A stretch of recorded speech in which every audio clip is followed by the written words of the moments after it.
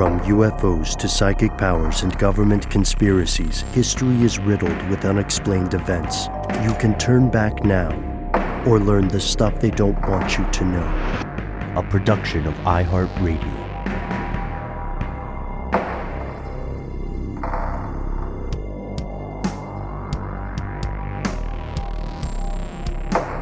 Hello, welcome back to the show. My name is Matt. My name is Noel. They call me Ben. We're joined as always with our super producer, Paul Mission Control Decant. Most importantly, you are here, and that makes this the stuff they don't want you to know. It is Thursday, if you are hearing this the day it comes out, which means it is time for our weekly listener mail segment. We get into some very strange conversations, as you might imagine, fellow conspiracy realists, and this is our ongoing opportunity to bring some of those conversations to you. We're going to hear about a man allegedly from more than 1,000 years in the future. We're going to hear some firsthand accounts about lucid dreaming techniques. It's always it's a subject of returning fascination on this show. And then we're also going to hear about something that I thought was a very interesting, I won't say neat, but very interesting tie-in to our earlier strange news last week about the harrowing Sophie's Choice situation various communities out west have found themselves in with dropping water and the need for electricity, dropping water levels, I should say. So what do you say, guys? Should we start with some true crime, go to the edges of dream, and then end in the future? That sounds like a good trajectory for our listener mail journey. Agreed. Then away we go. First, big thanks to Byron as well as Jasmine. Byron sent us an email. Jasmine, you reached out. You reached out over social media, artist friend of the show out in Vegas. And thank you to several anonymous people who asked not to be on air, but wanted to communicate this story with our fellow listeners. So Byron's email, just to set this up, is short and sweet, and it's going to take us on a bit of a strange news conversation. Byron says simply, "Hi guys, have you been following the story about the bodies that are turning up at Lake Mead as the water level continues to drop? This might make a good addition to your strange news segment." Byron, you are absolutely right, sir, and you are so right that we're not waiting until next week to do this. We are going to explore it now for just a bit. And as we begin, I want to shout out Brian, in particular. You have been a longtime correspondent of the show. It's always a pleasure to hear from you. As we say, we do read every single email we get. And I don't know if we'll put it on the air this time, but Byron, I was immensely fascinated by your story of dating the ultrasound specialist who was training with cadaverous body parts. The course of true love never did run smooth, as they say. But here we go. So there's a story that started breaking about 8 days or so as we record today on Tuesday, May 10th. And this story concerns Lake Mead. I don't know if you guys have ever been to Lake Mead. It's this reservoir formed by the Hoover Dam on the Colorado River, like we discussed in our strange news story. It's about 24 miles east of Vegas as the crows fly. It's huge. It's the biggest reservoir in the U.S. in terms of how much water it can hold. And as the water levels continued dropping, things started coming to the surface. Years ago on Car Stuff, a friend of the show, Scott Benjamin, and I, who are always sneaking in true crime stories on our car show, we looked at the distressing number of vehicles, sometimes with bodies in them, that have been driven to and parked beneath lakes and mighty rivers all across the United States. There are a lot, so many that no one's sure exactly how prevalent it is for people to get an at-lake burial. And that's something Lake Mead is confronting now. So, well, what about What about bodies in barrels? Yes. Yeah. Why ruin a perfectly good car? So it was around May 2nd. A barrel was found in Lake Mead, revealed by the receding water. And this barrel had been underground or underwater, quite a long time, possibly as much as 4 decades. So it's been there since the 80s. This wasn't just an empty barrel. This contained a body, and police who were investigating this suspect the person was murdered. They were a homicide victim, and they're guessing that based on other personal items they found in the barrel. At that point, they hadn't really talked about what those items may have been, but it was a steel barrel. It was near the not Hemingway, but Hemingway fishing pier. And they know that the victim probably died due to a gunshot wound. Based on what they could tell from the clothing, they said he was killed in maybe the early 80s, but maybe as far long ago as the 1970s. And then they found a second body. This one perhaps without foul play. At least that was the statement. I'm getting a lot of this, by the way, from some great reporting over on ABC News. Shout out to Bill Hutchison. Also, some fantastic commentary from the Vegas local subreddit, or also just the Vegas at large subreddit. And it's tough because right now we know that in at least one case, it appears someone murdered someone else and got away with it. That first body, again, discovered on May 1st. I don't know. One of the first questions that I had, which I found the answer for and could be reassuring, is how does this affect water supply, right? Dead bodies are dirty. Could it pose a threat to the 40 million so people who rely on water from the Colorado River and Lake Powell and Lake Mead? The answer is probably not, luckily. Yeah, so there's that. That stuff gets treated. They don't just siphon the water directly out of the reservoir and they're like, drink this. Does this smell dead to you? Yeah, Bobby, it's your week to test the water. Let's just boil it just to be safe, It's just why risk it? It is weird to think that that's been down there for that long, right? These bodies have been under the water for so long. Yeah, I started trying to find a little bit more information about this. At this point, as we're recording, I'm mainly seeing rumors, a lot of them hinging on Vegas's earlier grimy days as a hotbed of organized crime, which, just to be clear, in comparison to a lot of other cities, Vegas still has a ton of organized crime. People are getting away with it. I thought it was mainly I thought it was mainly the desert, though, where they buried people. You take them out in the desert, get them on their knees, shoot them execution style after they make them dig their own shallow grave. Is that what? Come on. Where's our respect for the past? Let me quote in response. First, before I say this, it is a tragedy. People are dead. Someone got away. But let me quote in response a statement by former Las Vegas Mayor Oscar Goodman. The day after the discovery, he said, "There's no telling what we'll find in Lake Mead. It's not a bad place to dump a body." Goodman, by the way, was a defense attorney known for representing mafia figures, including people like Anthony Tony the Ant Spilotro, before he got elected as a mayor who is known for love of martinis. He served 3 terms in Vegas. Man, I'd love to see Tony the Ant face off against Sammy the Bull. It seems like a really diminutive mafia nickname. Was he just very tiny? What was this? How do you get a nickname like that? Did he have multiple limbs? Maybe he had Too many? mandibles. Yeah, there you go. Yeah, that guy knows how many bodies. He knows a lot of the bodies that are down there and the boats and all the other stuff. Oh, that guy knows. The former mayor Goodman again said he followed up.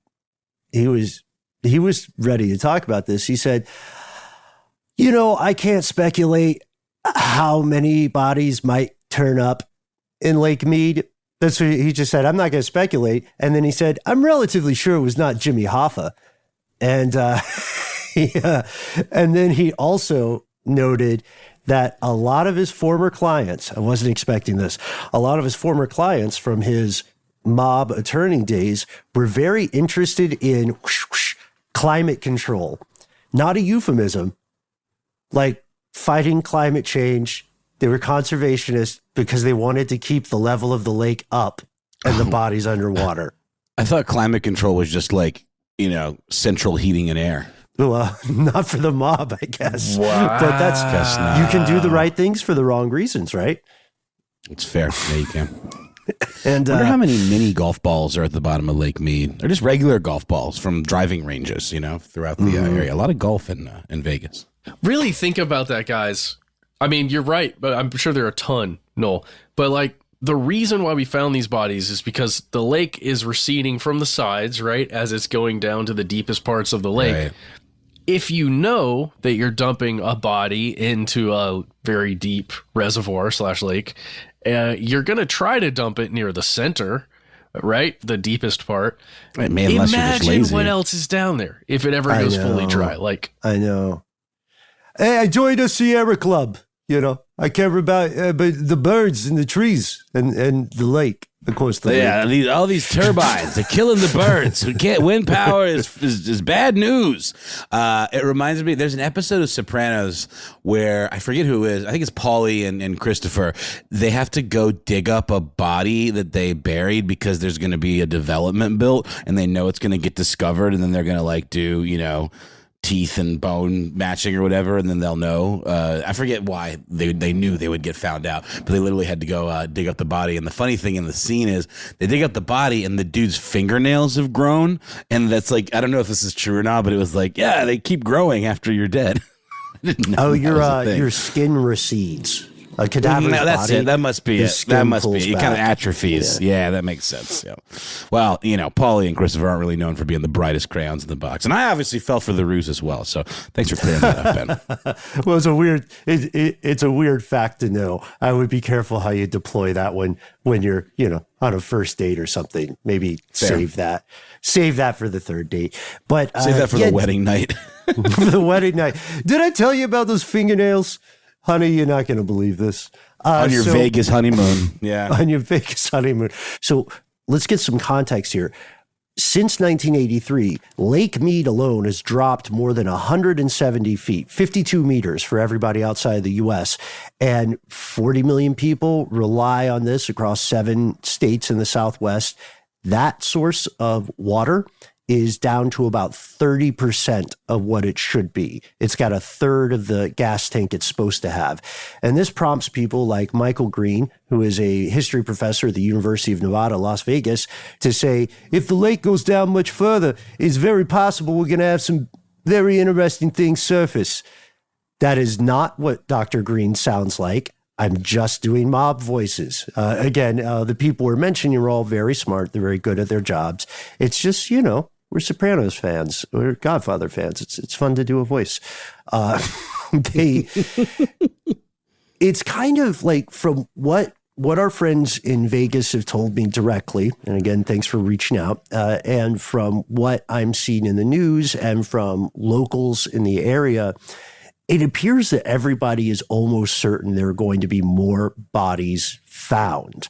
Right now, there are just 2, but as the lake continues to drain and as that water level continues to go lower and lower, there probably will be more things found. And, there's a concern that people have, rightly or wrongly, historically, about whether or not the PD in Las Vegas and surrounding areas, whether or not they're corrupt. It may interest you to know that second body, one that is not considered to be a death as a result of foul play, is not being investigated at this time. That's weird. They found a body. It's not investigating unless the coroner says that something looks off. Whoa. That's the one they found in the sandbar? That was like, they saw just the jawbone and stuff? Okay. Yeah, they thought it was an animal jawbone at first. And there are some people who are posting rewards for divers to go try to find more barrels, possibly containing bodies, in the lake. And the National Park Service said these divers are not allowed to go snooping around in the lake, which would cause the more conspiratorially minded to say, hey, these guys are in on it, maybe. And then we know that people like David Kohlmeyer, who's a former police officer and now a podcaster and host of a TV show called The Problem Solver Show, Kohlmeyer said that he's heard from families of missing people and various cases of disappearances that might indicate there are more bodies to be found there. He also said it's probably bigger than mob hits. This could just be a matter of bringing closure to grieving families, which I think we can all support. But we're gonna pause here. In the meantime, if you are in the Vegas area, let us know how the locals are receiving this. Let us know what you think is under the water, and just reach out if you want to hear that car stuff episode about how many cars with bodies are found in lakes and rivers on a regular basis. Can't emphasize that enough. Conspiracy at iHeartRadio.com, 1-833-STDWYTK. We'll take a break for a sponsor. We'll be right back.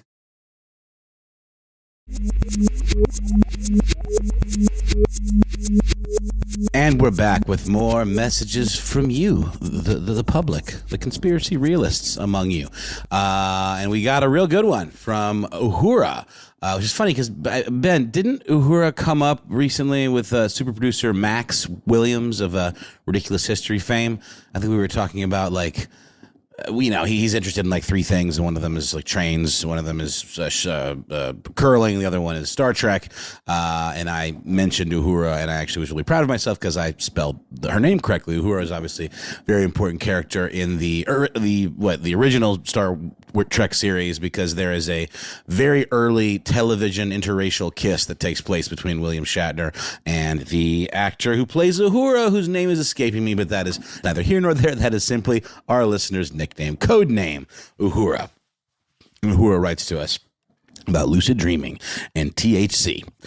Two things that I'm very interested in. I hope all is well with everyone. I'm writing in reference to a recent episode where cannabis use and its effects on dreams was mentioned. I'm 30 now and began dabbling in recreational marijuana use when I was 18. It started out slowly and quickly became a habit. Around 25, an interest in lucid dreaming was sparked, and I began to do exercises to achieve lucidity. I met my goal a handful of times, which ranged from changing the colors of the carpet in the room I was in to looking into a mirror and altering my appearance until satisfaction. All of this while maintaining my now daily habit. Every now and again, my edge will straighten, and I'll feel the urge to refrain from alcohol and THC for a certain period, and without fail, within about 2 nights of sobriety, my dreams take on a hyper-realistic and malleable form. Otherwise, I feel my dreams are the hazy, daisy, and scattered norm. Long story short, yes, Mary Jane most definitely has an effect on dreams and how vivid they may be. I know lucid dreaming was a sidestep you had mentioned, and Noel had said he was interested in the idea of lucid dreaming. A couple of the ways to encourage this is the following. 1, check the clock often in your awake hours. Look away and back again up to 3 times. This will get you into the habit of checking the time and will eventually seep into your subconscious mind. If you are dreaming, the time will change drastically between glances, or may say an impossible sequence of numbers, 1:01:15 a.m., for example. During your awake hours, attempt to push your pointer finger through the opposite hand's palm. Obviously, you couldn't if you're awake, but if you are dreaming, you will be able to. It's kind of like the spinning top in Inception, guys. This is the idea of like a test of some kind to determine whether you're incepted or not, or in this case, just dreaming. 3, fall asleep to a mantra about gaining lucidity while dreaming. I've heard this one before. Tonight, while dreaming, I will realize I am dreaming and gain control of my dream experience. That sounds awesome. These examples have worked for me personally. While checking back on a clock in a dream, the hands of the clock began to spin frantically, alerting me to my dream state. Another time I was having what I would call a nightmare, in which my apartment was being fired upon and overtaken. I didn't want it to be real, so I tried to push my finger through my palm, and lo and behold, my palm stretched like putty protruding from the pressure of my finger, allowing me to stop the bullets heading for me midair and escape easily to safety. crying, laughing emoji. I do apologize for my rambling. Please don't. This is wonderful, wonderful stuff. I've been meaning to reach out. I listen to y'all almost every day as I am able to listen while I work. I thoroughly enjoy your thoughtful and interesting, very individual perspectives. I often look forward to sharing topics you have covered with my partner and friends. Live long and prosper. Spock finger emoji. Uhura out. Planetary emojis. These are so cool. I think we've all heard a couple of these, but like the clock one is so neat. The idea of kind of checking yourself to see how much time has passed. Like the closest analog to that I can think of, I haven't done the clock thing, but like I'm really bad at sleeping on planes, and I know it's not the easiest thing in the world to do, but I can usually tell when I've fallen asleep by like waking up during a movie that's playing and then realizing that I've like half remembered some of the plot.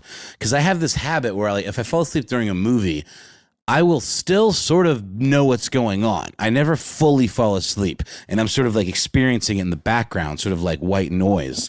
And then I'll wake up and I'll sort of have a sense of what's going on, but I'll realize some time has passed and I've missed some little, in between details, like some things that kind of connected a few things. But I understand generally what's happening in the movie. I don't ever feel completely lost or that I've missed some big moment. I don't know, guys, did any of these in particular resonate with you? I know that the THC element was, for sure. Because I did a lot of research into lucid dreaming in the past, but I will share one funny story. Again, not to center myself too much, but one thing that I thought would give everybody a chuckle. I thought I was lucid dreaming a couple of times in real life. One time in particular, not going to disclose the circumstances that led to my befuddlement here, fellow conspiracy realist, but I stared at the clock on my oven for about 8 very confused minutes, one early afternoon, before I realized that 475 is a temperature, not a time. And nice. that I was indeed awake. You can blur the lines, Polyphasic sleeping can help with lucid dreaming too, but your mileage may vary. That 101:15 a.m. reference, that really hit for you. Like you basically experienced that exact thing. There's no 427 o'clock. That's awesome. Well, I had forgotten that an earlier version of me a few minutes ago had decided to cook something, which was a bad idea given my mental circumstances at the time. That's the best way to put it diplomatically. But aeronauts, dream astronauts. I love it. I do this stuff all the time. I've really bruised up the center of my palm since we started this segment. I've been trying to get my finger through there, but it's just not working. No, the test is working. The test is working. Try it again tonight. Sure? I love that one. Yeah. Again, there's probably I think that must be a personal version of like any kind of check you can do. Like I was saying in the Inception with the spinning top, but you can't really spin a top if you're in bed, and that requires a little too much awareness to lean over and pick up an object. And this is something you can do just right there without having to move too much. That's really cool. I really want to try some of these. I don't know that I'm personally disciplined enough to train myself to do this, but I'm going to damn well try. Because I really do want to it would be such a cool superpower to be able to control this stuff. And I think, what do you guys think? Is the jury still out on the science of this? Like, are there experts that can just do this and we know they can? Or is there some like, yeah, sure. Like, maybe you can, or maybe you can't.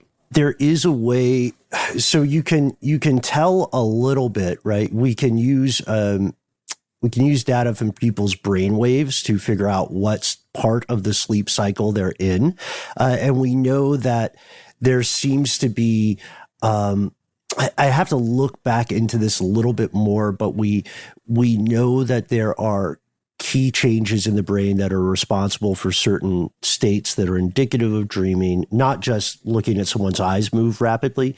But one thing that may help you, Noel, as well as anybody who wants to try kind of a crash course in this is first, you're going to want to limit your intake of intoxicants. And that doesn't just mean like alcohol or marijuana or whatever your vice is. That also means stuff like stimulants like caffeine. Limit it, dial it back as you can.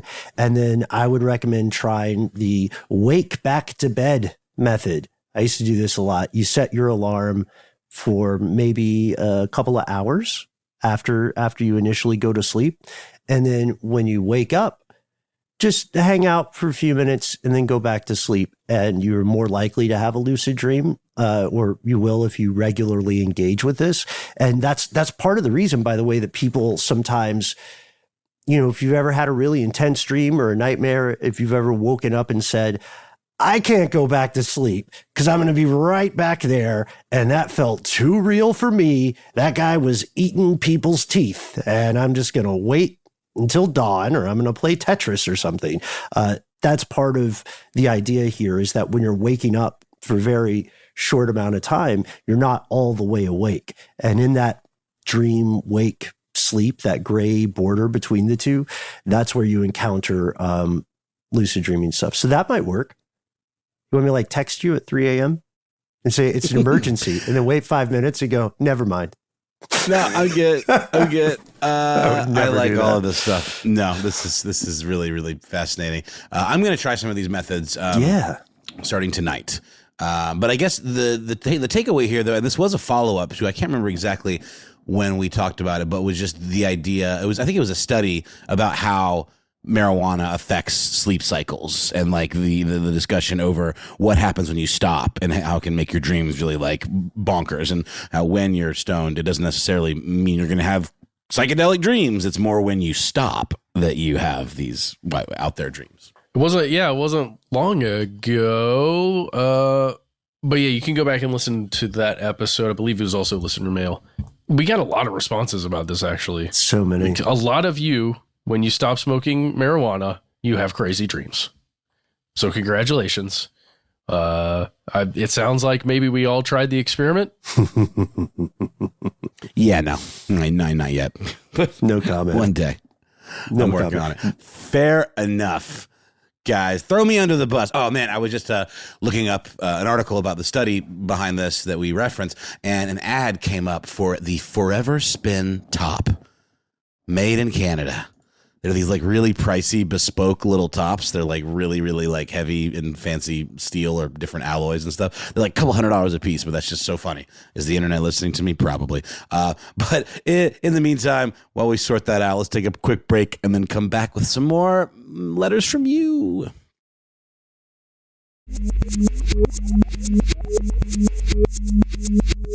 And we're back, and we are jumping to an email titled The Man from 3906 AD. It comes to us via Chance, aka Lost Lizard. And it goes like this. Hey guys, my name is Chance. You can use my name. I was wondering if you've ever covered the man who went to 3906 AD and came back to tell the tale. I've gone back through the catalog and could not find Paul Amadeus Dienach, Dienach, in any past episodes. Maybe my checking skills suck. Anyways, there is an S there. Anyways, here's the story of a man named Paul Amadeus Dienach, a Swiss-Austrian who in the early 1920s spent a whole year in a coma due to encephalitis lethargica. Upon awakening, he moves to Greece to pursue better work and better living conditions, and here is where he catalogs his experience he had throughout his coma, claiming his spirit, get this, was transferred to someone in the year 3906 AD. Again, that's from the 1920s. He carefully detailed the events that occurred during his coma in a diary. Topics range from 2 years of work service to the new species of humans that evolve in the future to the populating and eventual catastrophe that occurs on Mars. Dienach records his experiences in his personal diary, translated later by one of his students, George P., who was a professor of law and a rector of Pantheon University in Greece. Not sure how to say that. The writing was also in the hands of the Freemasons at one point, oh boy, and regarded as a law to some degree. Now, he gives us the title of a book here, Chronicles from the Future, The Amazing Story of Paul Amadeus Dienach is the book, and it can be found easily online on Amazon. I can confirm you can find it right now, both there and on Goodreads. I'm still currently reading through it, but I'm excited to unfold everything that I briefly learned about. His detail and somewhat fortune-telling is all too real and accurate, especially the idea of humans populating Mars, as I believe that idea wasn't really a, quote, hot topic in the 1920s. Well, yeah, we'll get it. I saw you, Ben. We'll get into that. That's when he was alive. Nonetheless, maybe you guys can unfold the truths that lie beneath the surface of Dienach's account. Regardless, it's a f***ing dope story. Wow, I really should have read more of your email in a Boston accent. Chance, I apologize.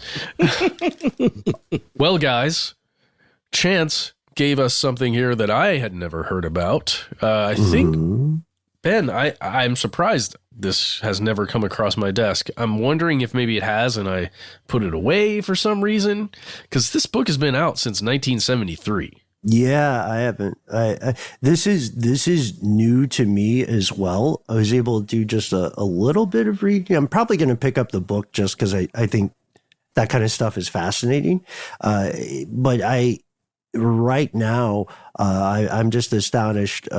Chance, you did us a tremendous favor, because I think this was something that's new to all three of us. It does remind me of a conversation, kind of a life hack conversation I've seen before, where someone says, if you're going to make something up, and I'm not saying this guy is, if you're going to make something up, be very specific. So don't say, I was transported to the year 3000. Say 300906, just that time. Yeah. But he had a lot of details. And make sure it's far enough in the future, right, that nobody who's living right now can fact check you. Yeah, don't, even if it seems like a safe lie, don't come back and say, I was in the year 2024 and the Patriots won, or something like that. You know, even if the statistics seem on your side, it's a dangerous game. And this is not to be dismissive of this, because, again, I don't think any of the three of us have read this account yet. I'd be really interested to know how it was curated, if it's just published, in 1972, 1973 by his friend Papachatsis with minimal editing, or if it was kind of, like the way the stories about Men in Black got shaped by successive sort of again, curators of a story, if not original authors. And there are a couple of really great breadcrumbs in here, and Chance, I hope you agree. One of which is the question about a new evolution of human beings. Darwin tells us that up until very recently, that kind of speciation took much, much longer, right? So a lot of our academics and scientists and biologists in the crowd are going to be saying, well, even 2,000 years isn't really enough time for a lot of stuff to happen, unless there's like a bottleneck or a near extinction event, stuff like that. But what's interesting here, I would say, is that it is possible, or it will be possible soon, to use genetic engineering to create humans that are, if ethics don't get in the way, they're very different from the people who are listening to this show in 2022. So that is actually possible. And he wouldn't have known about genetic engineering at this point. Absolutely not. Also, the way in which we believe there are currently steps being taken to integrate humans and technology, but we talked about that on the show as well. Like the integration of technology into the human body could also create some other form of human, right? Depending on how we go about that, and especially if you combine that with genetic engineering. I mean, my goodness, we could look and feel very differently in the future. So, guys, I haven't had time to actually fact check a lot of this stuff. I know that a lot of the things that supposedly have occurred, at least according to a Reddit thread, have not occurred that were predicted within this book. There you can read up on, I think it's the subreddit, the OA. Do you guys remember that show, The OA? Yeah. There's a subreddit on it. And in there is a post from 2 years ago titled, "I Guess Dimensional Travel is Real," the Paul Dienach story. And within here, it's just got some interesting discussion and some interesting points. And there were several people in there. It's not a huge thread, by the way. There are several people in there just pointing out a list of things that were predicted, I suppose, and the dates associated with them. And it is done in a way, guys, that it feels like, if you wanted to believe it, you could put your belief into it. But most of it is so specific and not exactly that it is just kind of like whoever wrote this story, was kind of shooting in the dark. But I think it's worth us going over maybe in more detail at some point. I have not read the book, just like you, Ben, but I'm interested. I don't know. What do you think? Is it worth us diving into any further?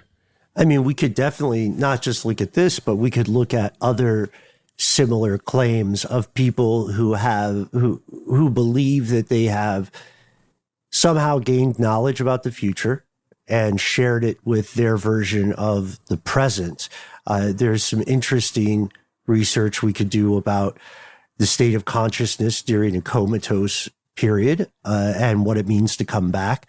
We could also, we could look at the nature of belief here. I am going to get this book, by the way. I think it's an excellent recommendation. I'm always looking for stuff to read. But one of the things that I think it's really important for us to emphasize whenever we talk about this stuff is that none of what we are saying means that this guy was actively trying to deceive people. He may genuinely have believed it all to be true, right? So we're not accusing him of shenanigans at this point. No, I mean, maybe it was an incredible dreamlike state that he experienced, right? And the way we were discussing lucid dreams prior to this, when you're in those states, it is very difficult, if you're not trained, to know if you're actually living and experiencing something or not. That's what makes nightmares so terrifying. Maybe there's something there. Maybe there's something we just currently don't understand that big S science doesn't understand about consciousness. There's a lot we don't understand about consciousness, but whether or not it's transferable, whether or not, it can travel fifth dimensionally or whatever we want to call time travel. Is that the fourth dimension? I'm sorry, guys. We don't, we're unaware because we've never been able to see it or test it in that way yet. But who knows? What if it's a possible future or an alternate future? Maybe he saw a future, but just not this timelines. I think logically, all of us can assume that once humanity gets to Mars, we're going to mess the place up even further. Some stuff's going to go wrong, and then we'll need to go to another planet, right? Eventually. I'm not saying immediately. But we'll probably do similarly what we did to Earth to Mars, I'm assuming. Or, no, that's watertight, man. That's what's happening. I mean, I don't know how else we would do it, I guess, is what I'm saying. Yeah, I think it's fascinating, though. It's worth exploring the possibilities because this is not necessarily a unique case, I would imagine. Maybe the specificity of the year is and the claims, but this kind of experience, an epiphany during times of great mental turmoil, it happens. That's, part of the reason prophets are quoted in religious works. All right, again, we have not read this book. We're going to read you some of the things that are supposedly contained within it, according to a Reddit thread. Look how good at journalism we are. Okay, so here's just a bulleted list. We can go down these. According to the book, in the future, humans have regular contact with some form of aliens. In the future, humans are harvesting, quote, gravitational energy. Don't know what that is. Harvesting. Don't know what gravitational energy is. Haven't we seen that in like some sci-fi? The idea of like harvesting that kind of energy? Maybe in Interstellar? I can't remember. It's ringing a bell.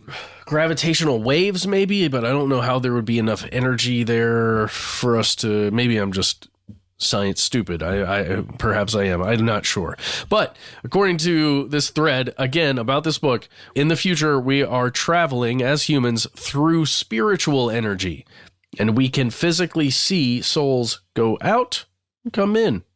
Apparently, in the future, all medication that you would normally get for something that's wrong with you is replaced instead with meditation. Got it?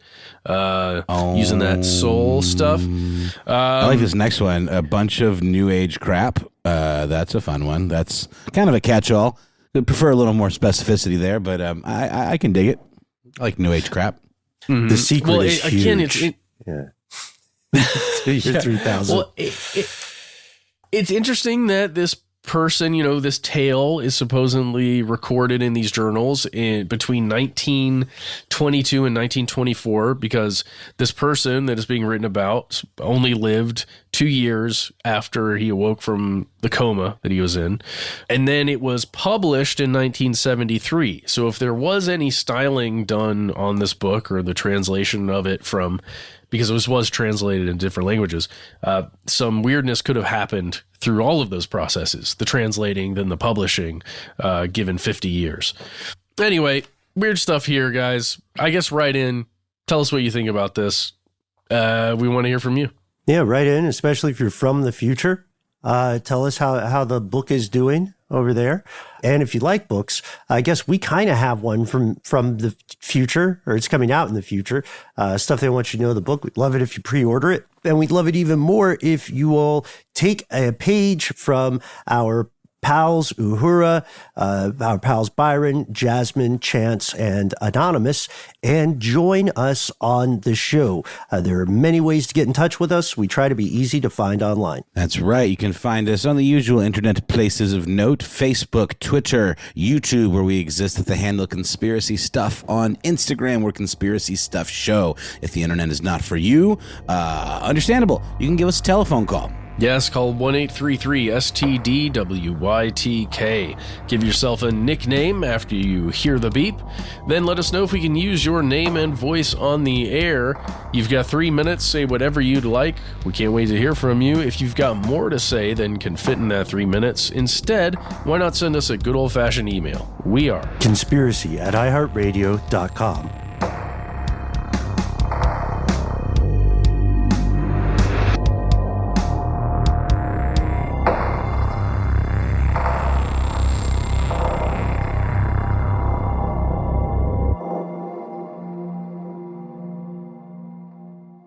Stuff They Don't Want You to Know is a production of iHeartRadio. For more podcasts from iHeartRadio, visit the iHeartRadio app, Apple Podcasts, or wherever you listen to your favorite shows.